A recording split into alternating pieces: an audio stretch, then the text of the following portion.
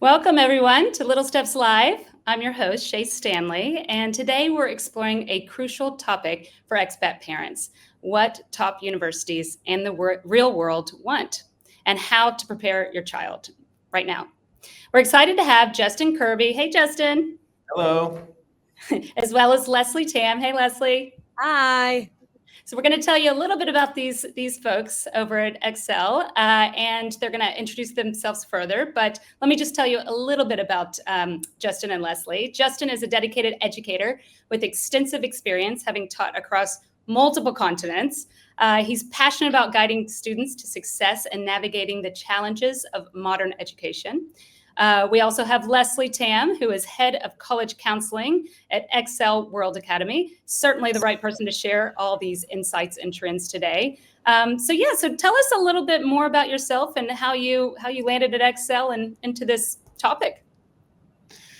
Well, sure. I appreciate the introduction. Thank you very much. Sometimes it's nice to reflect with an introduction like that to just remember where I've been. I started from Canada. That's where I'm originally from. I moved to England and immediately thought international education is where I want to be. And from there, it's just a laundry list. I moved to Australia. And then, of course, after that, it was South Korea. Then I was adventurous, moved to Sudan, followed by Thailand. And for the last 9 years, I've been in the UAE and now here in Singapore and couldn't be happier. Love it here. So I'm enjoying the opportunity, the challenges, the students, and yes, the environment. The desert was getting a bit hot and I love seeing green trees now. God, you really have been all over the place. Well, it's nice that you've landed in a place that you're loving.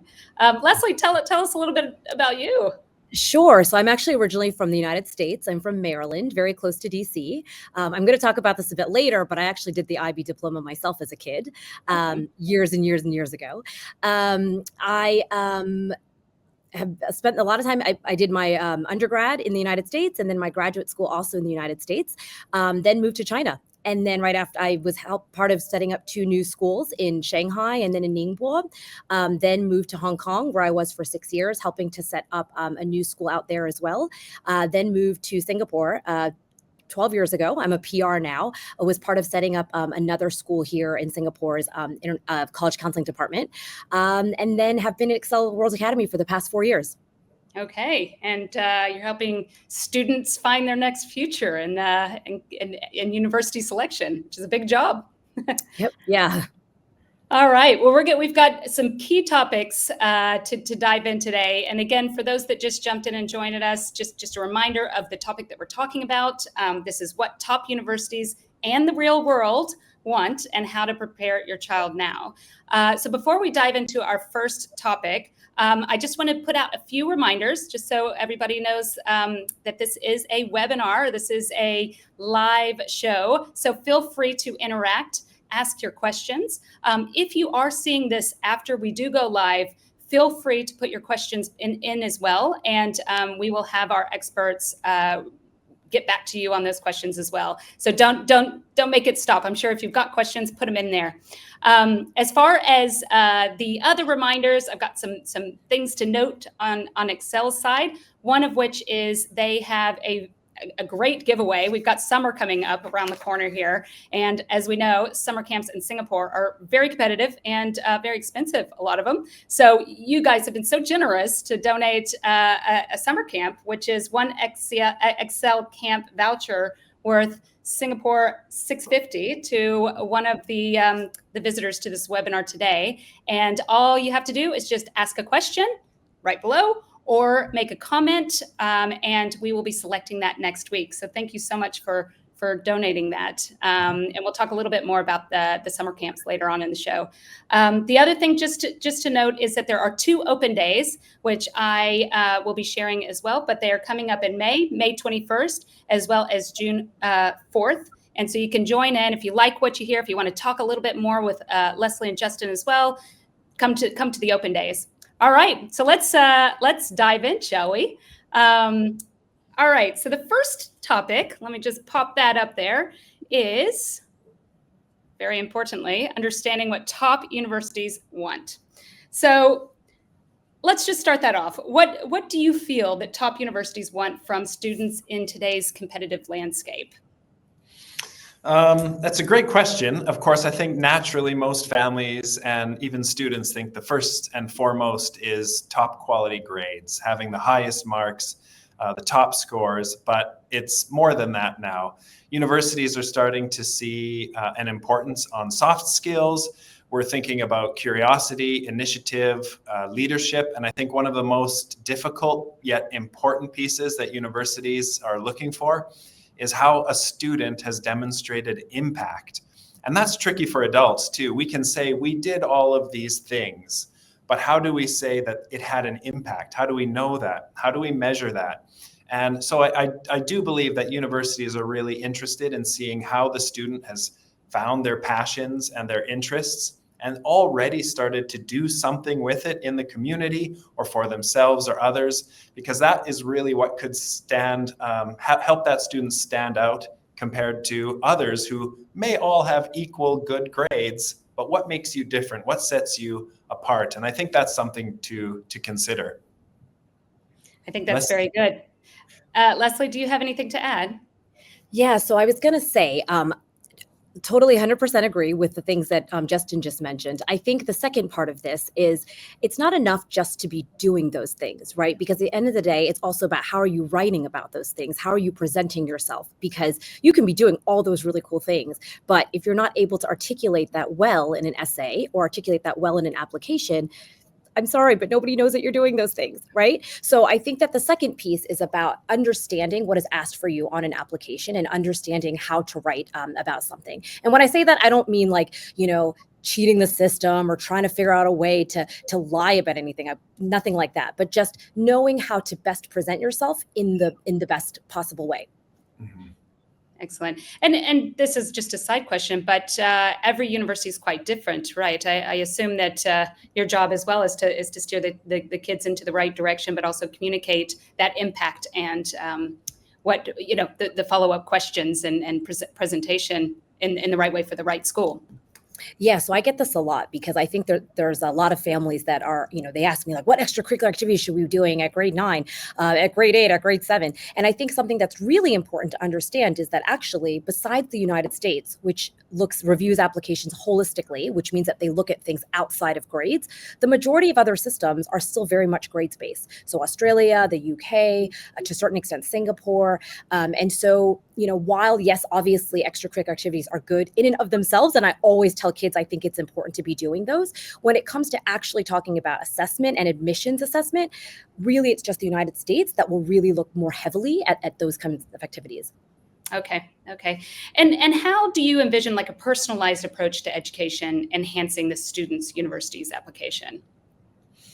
Actually, my role as senior head of student achievement and academic pathways, I think plays a bit of a role in that. It's a new role this year, but what we've identified here at XCL World Academy is there are these other ways for students to highlight what they can do, and personalized pathways is one of those. I speak about a student who's trying to become an engineer. If you are applying to a university, that university knows you are dedicated, you're committed, if you have those high school courses lined up that already lend themselves nicely to engineering. So physics or maybe high-level mathematics. And what we want to do is ensure that our pathways are developed in such a way that it supports our students to achieve whatever it is that they're trying to do. Now, there's always limitations in every school. We can't have all pathways for all people, but we certainly have a vast breadth and depth is what we're really trying to get here. We are able to provide those mathematic classes, the sciences, chemistry, biology, and as we'll, I hope, get to later, we're going to certainly talk about future-ready skills, technology, and AI. But what we can do is provide those opportunities for students so that they can get those courses, start to develop a knowledge base and build a foundation for their advancement after university, after high school. Excellent. Yes. Do you have anything to add, Leslie? Yeah. Well, I was going to say, so Justin talked about the personalized pathway, sort of the curriculum piece. I would say the other part is really the personalized approach. So this is a really, really important time in kids' lives, right? They're really stressed out. Their parents are very stressed out. They're teenagers and they just want to be teenagers. But at the same time, they have that sort of competition, or not competition, but sort of that pressure to what should I be studying? What kind of courses should I be doing? Do I need to figure out what I want to do with the rest of my life?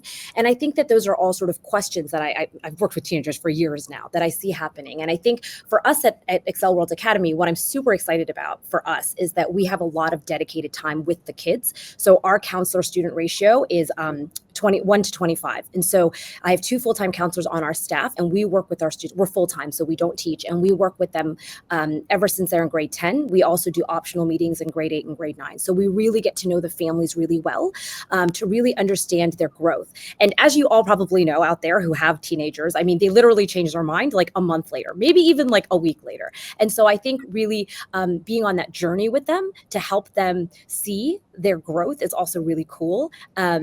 For me, yeah. I have to jump in there. I have to give credit to Leslie and her team. As you heard at the beginning, I've been to quite a few places, and this is the first school I've seen with such a low ratio. And it's a testament to the work they do, but also the importance that this school puts on that developing that personalized approach. And Leslie, you do a great job. I just wanted to say that. That's good to hear. So I have to ask this question. I know this is the one that all the parents want to ask, but how early do parents start with the preparation for the whole university process?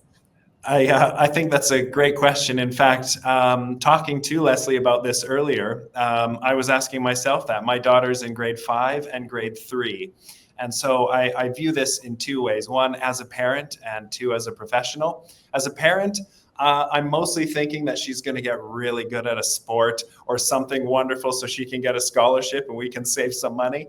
But I have no idea what she wants to do yet. She doesn't know. And I think from that perspective, I think what's really valuable, if you have younger children, I think it's exposure, really exposing your child to as much as you can of the world. That's extracurricular activities, it's sport, it's art, drama, theater, AI, coding, whatever it is. The more exposure they have, the deeper and of an understanding of what they might be passionate about. And that really helps them kind of hone in on something. And as much as I say that, I have to be honest, as soon as I got into university, I started computer software engineering and immediately said, nope, this isn't for me, and switched into education. So I say that, but we all know people change their minds. Adults do, children do. But in this case, I would say really exposing your children to as much as possible so that they can really have a better understanding of not just what their passions are and strengths are, but how everything else is connected. I think that's the best step for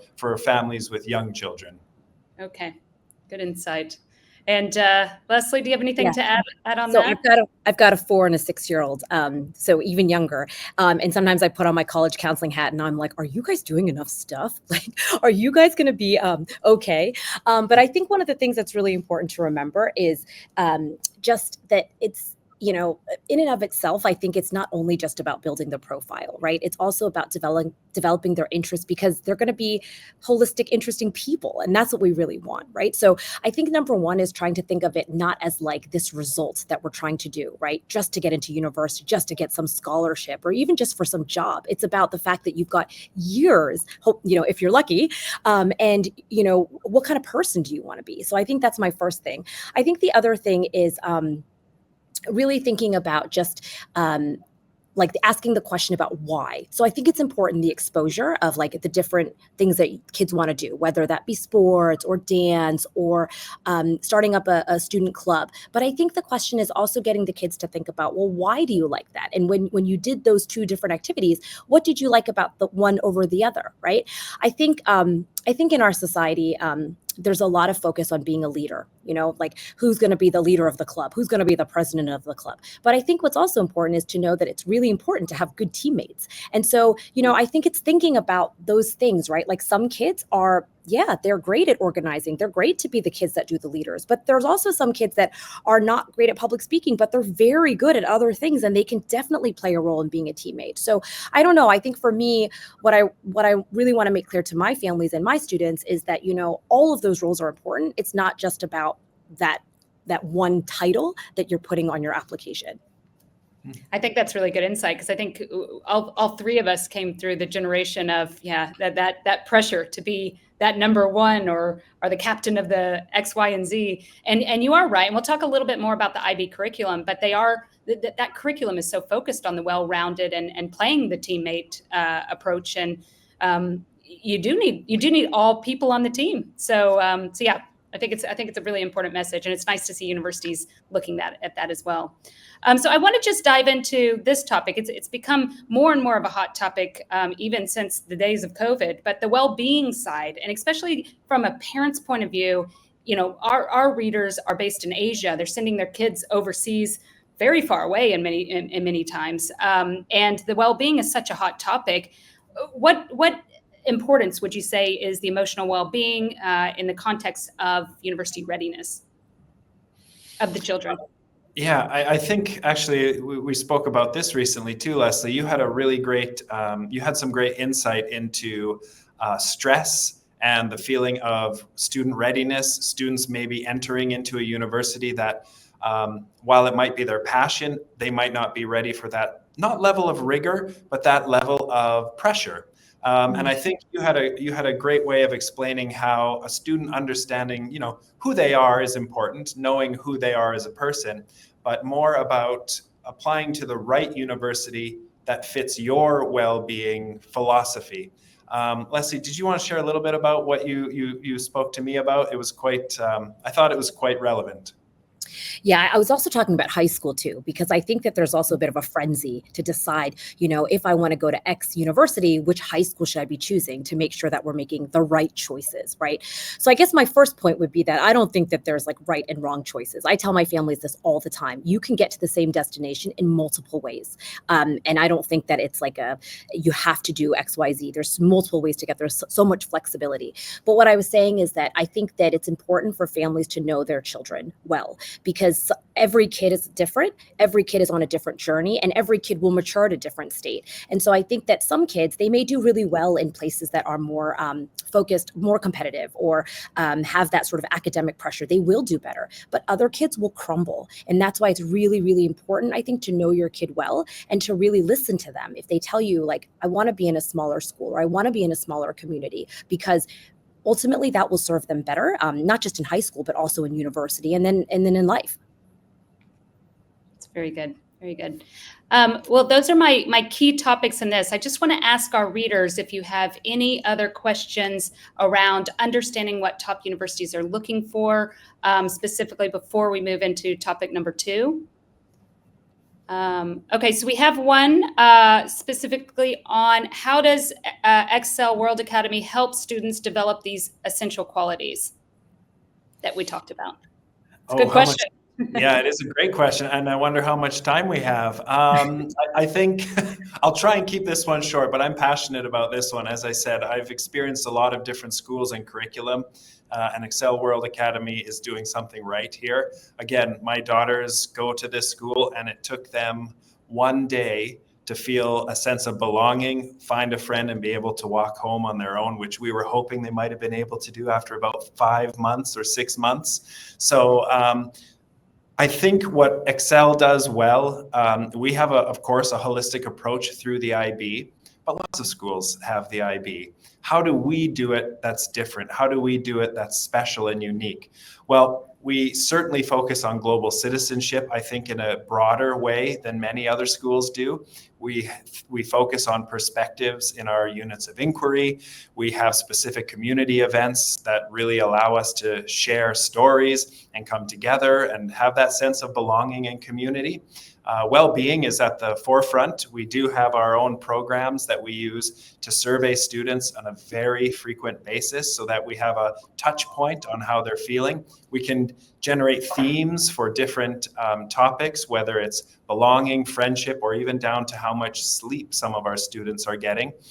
As they answer these questions, we can develop data and target our students. If we notice there's something going on with the grade 6s, they're starting to sleep less, we might be able to pull that group together, have one of our deans of learning speak to them and find out what's going on, and maybe we can address that with specific sleep habits that we can build up for them. So we do a lot, and again, I could go on for a long time, but that's just a few of the things that we do here to ensure that our students are really not just prepared academically, but holistically as well. And if I could just jump in to talk a little bit about our guidance program, because I'm super passionate about this part of it. So what I really love, and I talked a little bit about this with our community, but our community is super diverse and super holistic. And what I mean by that is that we have kids that are super ambitious academically. We've had a student who got into Dartmouth last year, a kid who had a full scholarship to Wesleyan University. One of our kids got into law just recently for London School of Economics. But we also have those kids that are, still trying to find themselves and trying to figure out, like, I'm not really sure what I want to study, Ms. Tam. What should I be doing? And I love that there's they're so different, that there's not like one type of kid, that they're all very, very different, and that you have that mix of students. And that's my favorite part about being at the school. But the other part is just that we start working with them relatively early. So we have these optional meetings with kids in grade 8 and grade 9. And when I think about this, when we first started this program, actually grade 8 is a little young for kids to be, they're not really thinking about this stuff. And so with the students, we actually do a lot more career stuff, getting them to think about what are the careers out there, right? And so we bring in parents, they talk about their backgrounds, how they got there, and then we offer them optional meetings. So for those kids that do want to have those questions, they can come and speak to us. And then more importantly, I think we offer those meetings to parents, because I think at that age, it's really the parents who really want to understand the bigger picture so that they can work with their kids. And then in grade 10, it's really about subject selection. So we do 2 meetings a year with the student and also with the family. And we talk about their pathways, how they're doing in school, what are their possible careers and subjects they might want to study, and really putting them on a path to success, whether that be the high school diploma or IB diploma. And then grade 11 and 12, this is my favorite part, we actually have scheduled university guidance classes as part of our curriculum, which is very rare. So I have dedicated time once every 2 weeks with my grade 11s and my grade 12s. And what that means is in grade 11, I can use that whole year to do exposure. Just what are different universities? What are different majors? What are different careers? How do you write a resume? And so we do all of that. And then by grade 12, it's really crunch time. I'm really able to work with them and be like, okay, you 10 are applying to Common App today. We're applying to the US today. You 8, you're applying to UK today. And we actually do it together. And so it's great because I really have that dedicated time to do group work, but then also then work with them one-on-one. Wow. You guys do a lot. It's very impressive. I just am thinking about just the timeline and the like you said, the personalized approach, and it is phenomenal. I mean, these kids are getting a lot of help along the way, but in a very positive way, as you mentioned. So that's fantastic. So I think that answered that question. So we're going to move into and by the way, I love the passion. Both of you guys are very passionate about your jobs and just. It seems like you've also got a lot of flexibility to really mold what that passion is into the job itself, which is rare in itself as well. So that's great to see. So we are going to move into the second topic, which is all about the IB curriculum, understanding how it prepares students for the future success, specifically in university. For those that just joined us, I'm just going to shoot up a few reminders. We are here with XCL World Academy. We are talking all about university and the real world and how to prepare your kids for that success. We just covered overview of what makes, what universities are really looking for. We're now going to move into the IB side. And just a few reminders, they've got a couple of open days coming up. So I'm just going to pop those up there, but it's May 21st and June 4th. And you can find out, meet the teachers, get some more success stories, and really see the school, which is always very helpful. And then the other thing that I want to mention is they have a giveaway specifically for summer camps. They're doing 1 voucher. All you have to do is pop a comment and our question regarding this webinar into the chat below, and you will hopefully win. So yeah, we are going to move into the next topic. And so the importance of IB curriculum for future success. So this is our next topic. So How does the IB curriculum set students up for success in university? Big question, big topic. It is. I think what's unique about the IB is that it's kind of a framework. So what I mean by that is it's not a standalone curriculum per se. It's a framework. So you can see IB schools that subscribe to British curriculum, IB schools that subscribe to American curriculum. There's still those curricular standards that need to be taught. But really what the IB does is it provides a really nice framework to develop that holistic child. So for example, in the IB, we have these approaches to learning, which are really the skills necessary to be successful academically. So things like research, communication, or thinking, especially critical or creative thinking. These skills are explicitly taught and at times even assessed because those are the things that make you successful in all academic subjects, but also in life. So it does explicitly have that within its framework. Also, the learner profile teaches you really how to be a well-rounded individual. So to be an inquirer, are you asking the right questions? Are you asking questions? You can be a risk taker, of course, cautiously, and you learn and teach young children what it means to be a risk taker, but it's about really opening your mind and having a different perspective on things.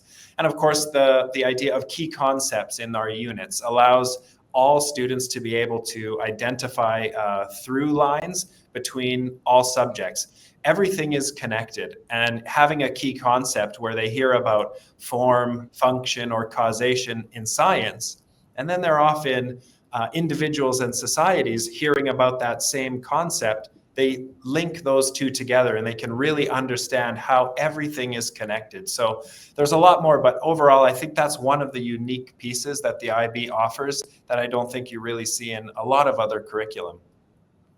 That's a good answer. Leslie, did you have anything else to add on Yeah, that?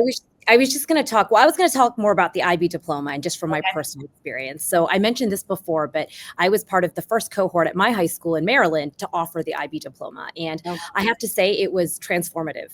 I think up until then, I just found school really boring. I found the classes really boring. I felt like everything was super Americentric. Like we didn't learn anything about international. And being an IB was great. Like all of a sudden, just everything came alive to me. You know, like history was just about different parts of the world. And then like literature, we learned about different novelists and different poets. And then, you know, economics, we learned about like the policy, but then we also learned about like how it affected like exchange rates and tariffs. And it was just so international and so relevant. And then, of course, my favorite, which other people who've done the IB probably won't say this, but my favorite class was actually theory of knowledge. So that class is actually part of the core, which is, so that's IB diploma is the 6 subjects plus the core, which is theory of knowledge, creativity, activity, and service, and the extended essay, which is a 4,000-word research paper. So TOK was my favorite class. It's a class that really gets you to think about, it's like a philosophy class, but really gets you to think about why do you know what you know? And I still remember my teacher putting this chair, you know, in the middle of the classroom and then being like, how do you know that this is a chair? And we're all like, what? And, you know, but it was the whole point was like, how do you know what you know? Like your notions about anything. Like, how do you know that that's what you actually know? And I just loved the challenge of the program. It's also incredibly rigorous. People who've done the IB diploma probably talk about this a lot, but the extended essay, the 4,000-word research paper, is incredibly intense. I remember I was 17, spending like weekends in the University of Maryland library, looking at like comparative literature documents. And it really sets you up for success for university because everything else just becomes really easy. Like you're just like, wow, like I don't have to take as many classes. I don't have to do this anymore. And so I really do think it's a wonderful curriculum to set kids up for success in university. It's good. It's good that you've got that. I did not do the IB program. My children are doing the IB program, and it is amazing how different it is. But just that well-rounded child approach and that international, the curiosity, and like you said, the passion. It's really interesting to watch. So we talked a little bit about that personalized learning in the context of the last topic, but specifically in the framework of IB, how do you feel personalized learning within the IB framework supports the individual student goals? Yeah, that's interesting. As the IB offers a lot of different DP courses, so that's grade 11 and 12. And really what we think about is pathways. So is it an option? Is it personalized because they can choose what courses to take? Is it personalized because the teacher's instructional approach or the strategies they use? So it's a bit of a mix. So if I'm speaking on a broad scale, it can be personalized because in the IB DP, you are choosing your focus, right? You're saying, you know what, I'm looking to be a doctor. I want biology, I want chemistry. But then you also have a choice to say, do I want SL or HL, standard level or high level? So there are some options in regards to personalizing your pathway. By that point, deciding I want to be focused on this faculty of medicine, or I'm looking to become a pre-med student. So there are those options, but I think what's interesting too is assuming a child has gone through the entire IB continuum, they've done a lot with metacognition, so understanding what they think and why they think. And if they're in the TOK classes as well, that they're really thinking about that. But personalized pathways or personalized approaches can also mean the student has agency in that. Within the way that they work, they could be demonstrating their knowledge in different ways for the teacher to possibly assess in internal assessments, right? So what that means is a student might have realized or developed a skill with writing or developed a skill with coding, where instead of making a slide deck and presenting to the class, they've made a documentary because they love film and they've got a passion in that. So personalized can mean a lot of different things, but for my 2 cents in this short amount of time, that's how I kind of view it. There's multiple ways to view personalized from the student's perspective, from the teacher in the way they strategize and differentiate for the students, and then of course for the program in which courses they take. Excellent. So I wanted to just chat a little bit about future ready skills, because those are always hot topics. AI, literacy, robotics, coding, all these fun things. Can you tell us a little bit about how does XCL approach these future ready skills, including AI literacy? Yeah, that is, I think that's a really big question. And again, you talked about passion, and I will do my very best to keep this at bay, but we're very excited here at XCL World Academy because of what we've done with AI. And we truly think that we are leading the way in this globally. And that's not just our opinion. We've been reaching out to experts to work with, and they are saying the same thing, that we're kind of doing something unique here. So I want to pat us on the back a little bit, but also explain what that means. So it's navigating the unknown. AI has changed so quickly and so rapidly that we know it's not important for students to understand specific tools all of the time, because those tools are already changing and it's something else. There's something greater. There's more of a conceptual understanding that's needed when it comes to AI. We've partnered with a company called SureStart and Dr. Tanya Mishra, the CEO and founder. So we've developed an in-house grade 6 program developed around AI. And what I think is interesting and sets us apart as a school is because of our connection with these experts, we've understood that it isn't enough to use the tools. These students, because it's a powerful tool, need to know a little bit more before they get their hands on it.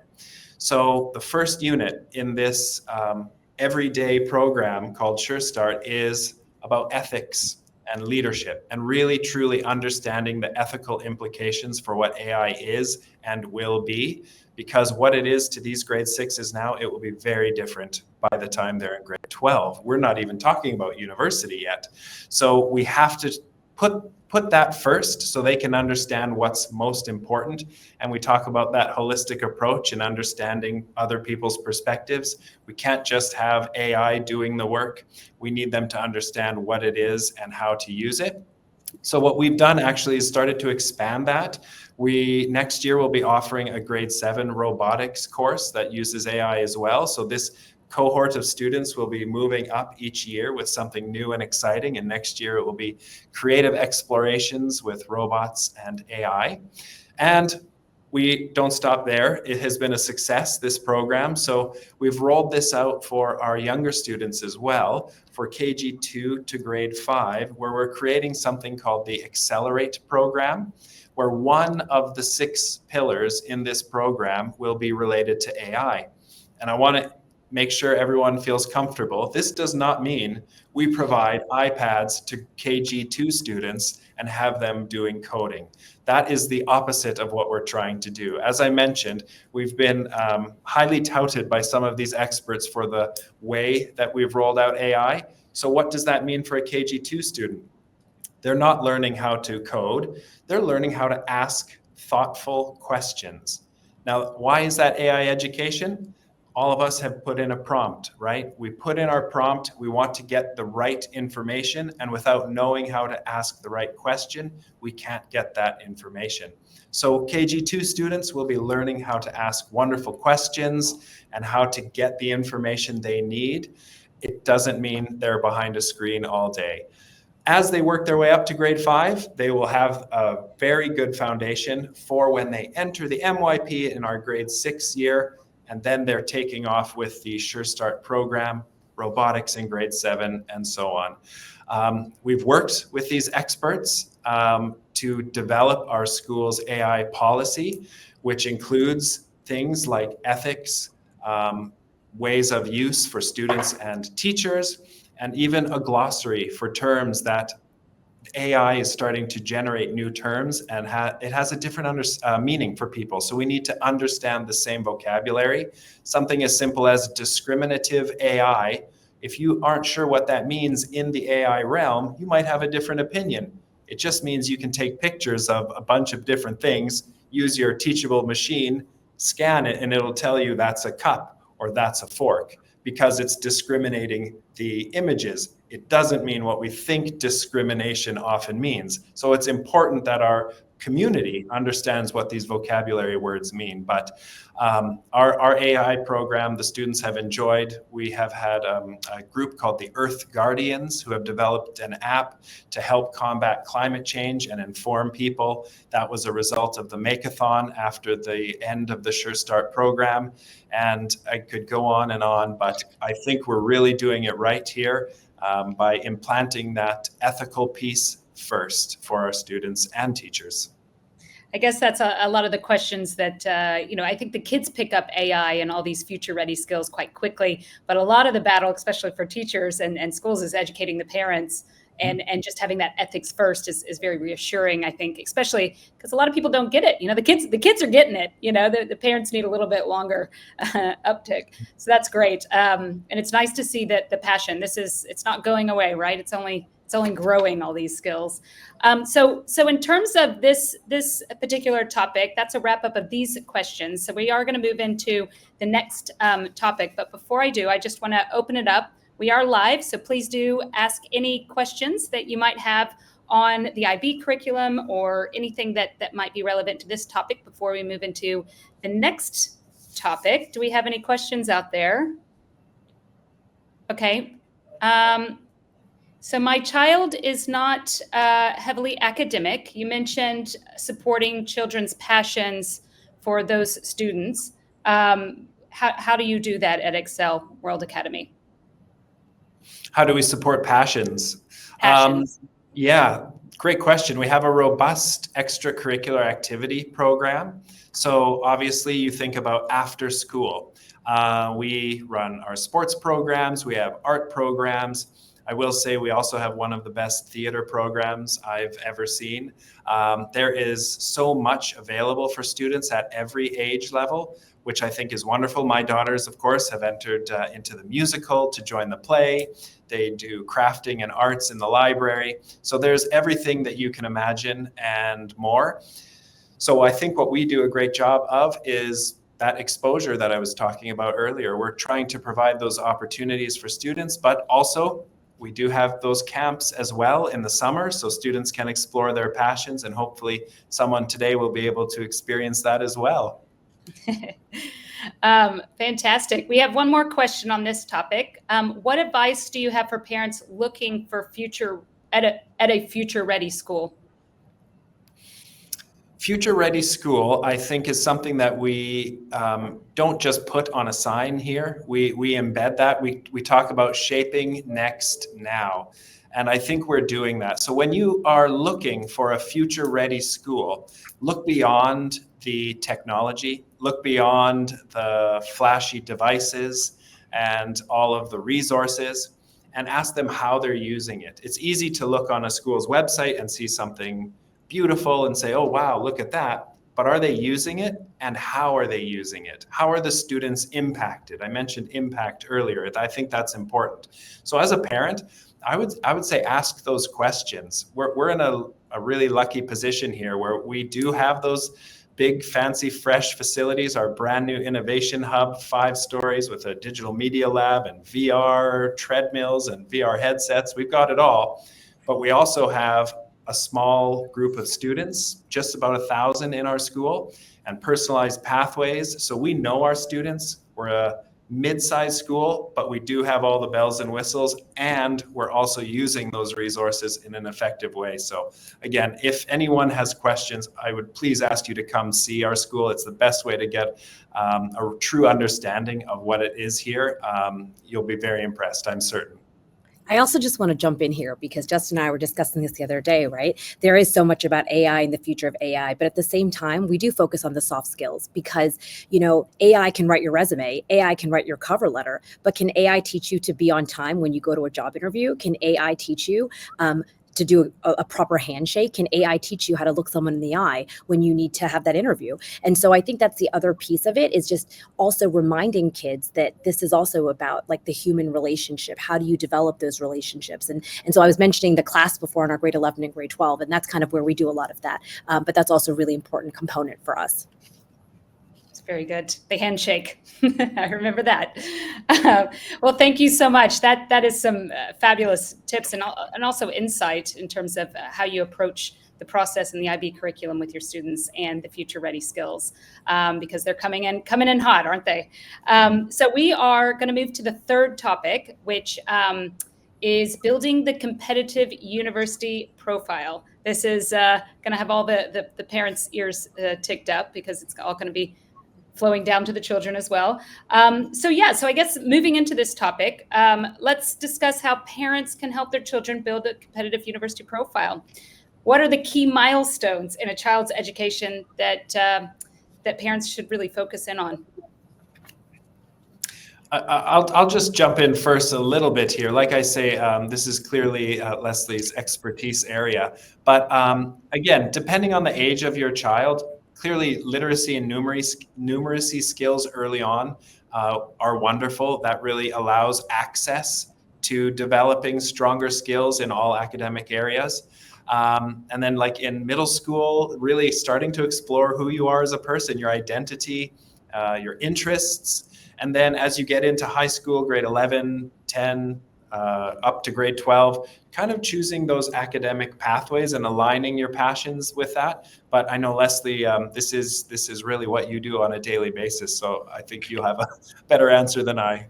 Yeah, it's so funny. I've literally had a couple of parents that I've had meetings with just today and yesterday about this. I think what's really important, and this is my biggest thing, and after becoming a parent, this is even more important. I think the most important thing is to never make your kids feel like they're less than. I think that the most important thing is to help them realize that success can come in many different forms.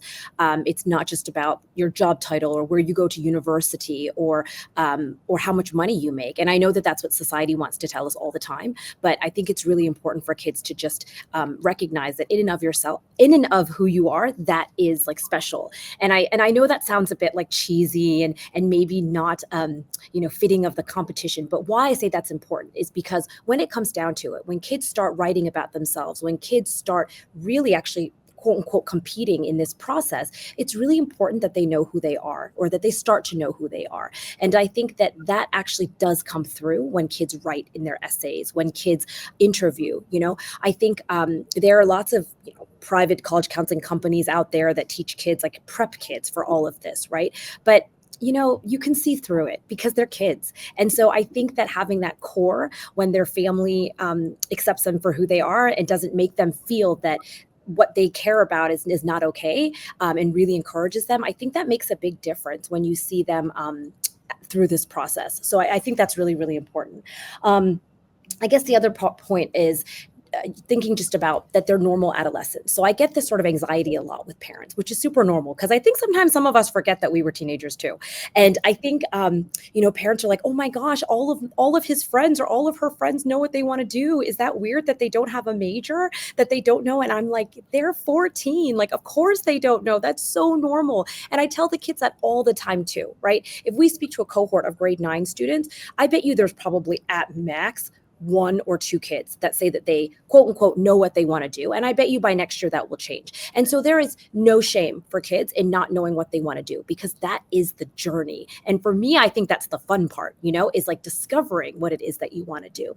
So I think the part that parents can really help kids is really get them to think about their strengths. And I think as a parent, you know your kid the best, right? You see when they're really engaged, when they're really excited, And I think it can be in things that you may not even you might not even notice. So, I mean, I just think about myself, right? And I think that I was always really good at bringing people together. But I guess for me, when I was growing up, I didn't see that as like a skill, it wasn't like I was good, like the star pianist or the star, soccer player or whatever. But I think as a parent, when you recognize those things about your kid, I think it's important to point that out to them because they're kids. So they don't know that that's special about them.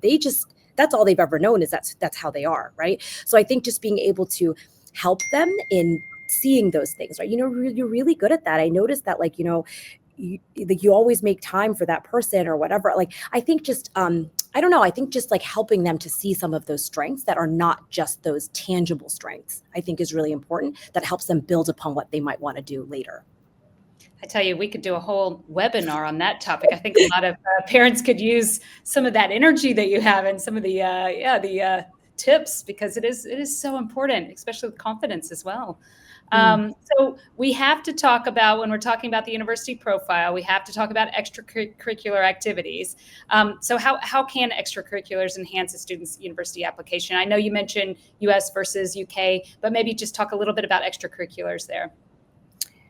Do you want me to go ahead? Just I'll go ahead. Yeah.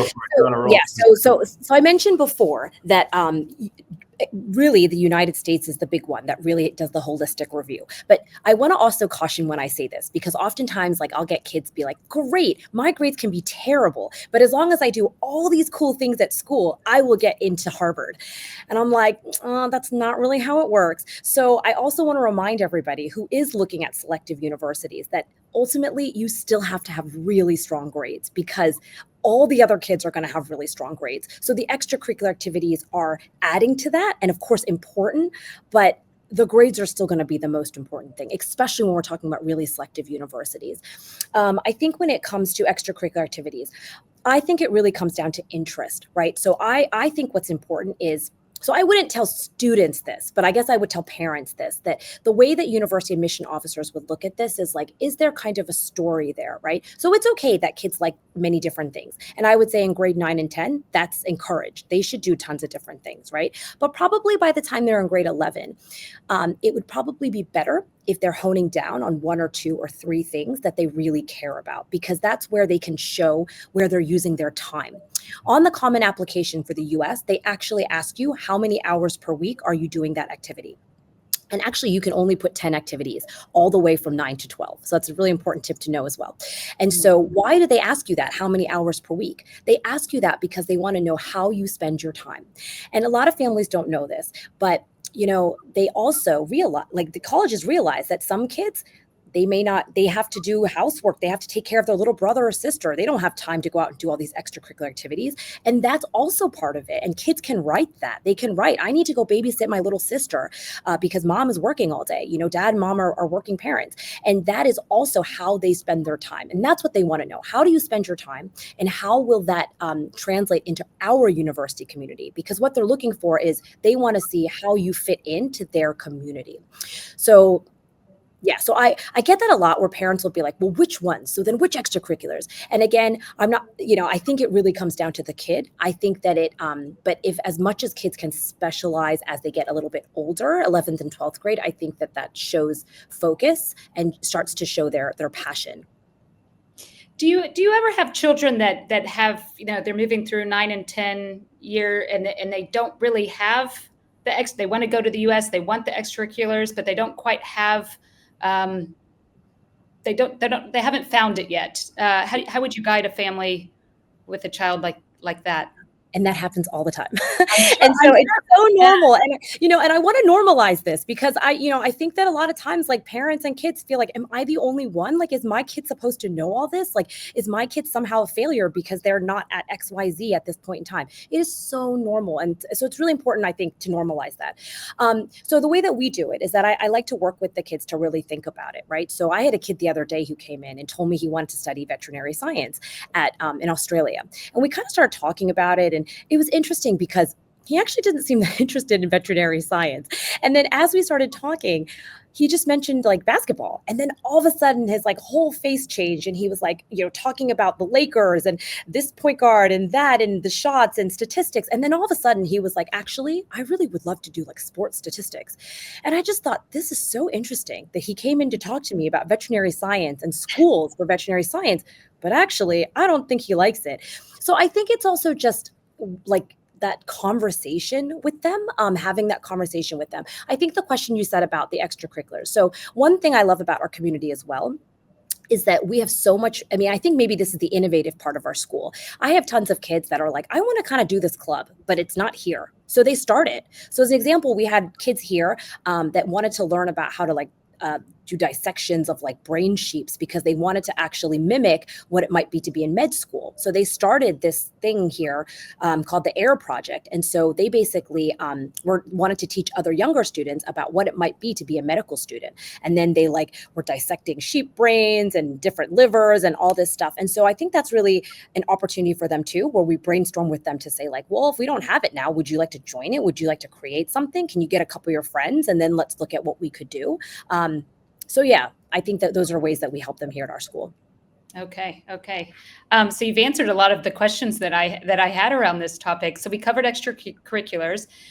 We talked a bit about the parent-child, approach. Is there anything you want to add on to the tips around building a competitive university profile that we haven't talked about yet?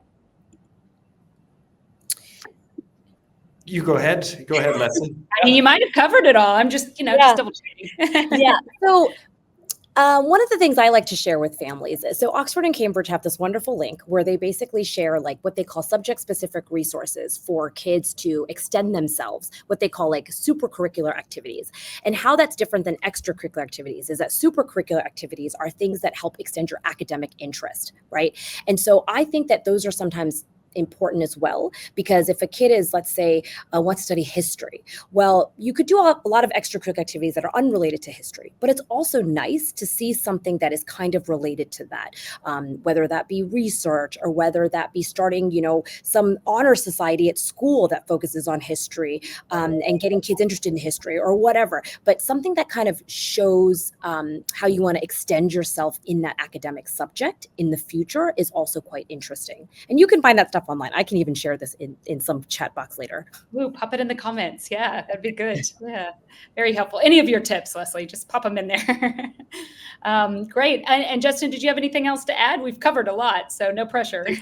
We have covered a lot. No, and this is a testament to Leslie and her knowledge on these topics and her experience with these families and students and understanding exactly how each and every child is unique and different. And asking questions and being open and transparent is the best way as a parent to really be honest and help that child figure out what it is with the help of a university guidance counselor like Leslie. It's wonderful. Yes, thank you guys so much. I do want to just ask the readers too, if you have any questions on this topic, which is building the university profile, or any of the topics around university prep, Excel, any of the topics for Leslie and Justin, feel free to ask now. but also leave comments because we're going to keep them around for a couple of days. So we'll make sure to get back to those. Do we have any questions? I'll just double check out here as well. Okay, this is a good one. What are the most common pathways students pursue after graduating XCL World Academy? Real world stories. Well, I'll go ahead and answer that. So we do have kids that are PR. So I'll first talk about the kids that have to go serve national service. So we do have kids that are Singaporean and PR, and so they will have to serve their mandatory national service. And so we also work with them on sort of their application timeline because it's a little bit different given that some universities don't allow for admission deferrals. And so we work with those kids that are going to NS. So that's one group. I would say for our school, we're pretty split between the different countries. So the majority of our kids go off to university right away. In terms of countries, ours are US, UK, Canada, Netherlands, Australia, and Singapore. So those are kind of our big countries. But our kids actually apply all over the world and in all different subjects. And I think very similar, because I've also worked in Hong Kong before at another school in Singapore. I think this is what makes international college admissions quite interesting, is that kids apply in multiple countries. So you're not going to see, well, most kids, you won't see, I'm just going to look at the US or I'm just going to look at Canada. You usually see sort of 3 different countries. And so there's always usually like a strategy behind that too. Like US is going to be my reach, and then Canada is like my target, and then Singapore, so there's sort of like a strategy behind it. But that's what a lot of our kids do. Okay. Excellent. Well, it looks like we're coming up to an hour, which is fantastic. We had a lot to share. I just want to thank you guys so much, Leslie and Justin. Again, love the passion, and you can really feel what the school does for their families over at XCL World Academy. So super helpful. I do want to remind parents that you guys have open houses coming up. So May 21st and June 4th. You'll see it on the screen there, but we'll also put the information to the video as well as the comments. You can sign up and really get to see the campus and meet more of the team over there. The other thing, which obviously is summer ready, is the giveaway that XCL World Academy has donated, which is the summer camps. And Justin, I know you're quite involved in the summer camps, so maybe could you just tell us a little bit about the summer camps? Yeah, it's interesting. Actually, this is my first year here, so I have yet to experience one. But we do offer a wide variety of camps. One that we just discussed, we're looking into a little bit, is some robotics and AI. We have English, listening, speaking, reading, and writing support programs. There's a whole host, and a great way to find that, in fact, is on our website, where you can find a lot more information about what is offered and during which weeks of the summer. So I would recommend taking a look there. Excellent. And for everybody, they're giving away one voucher worth Singapore 650 to one lucky winner, and that's for a camp. So we will put more information, but all you have to do is leave a comment or a question right below. You can do it now, you can do it later, and we will be announcing that winner next week. So thank you again, Leslie and Justin. I will pop up some of the reminders after we say goodbye, and thank you, Little Steps readers, for joining the webinar today. Thank you, everyone. Thank you.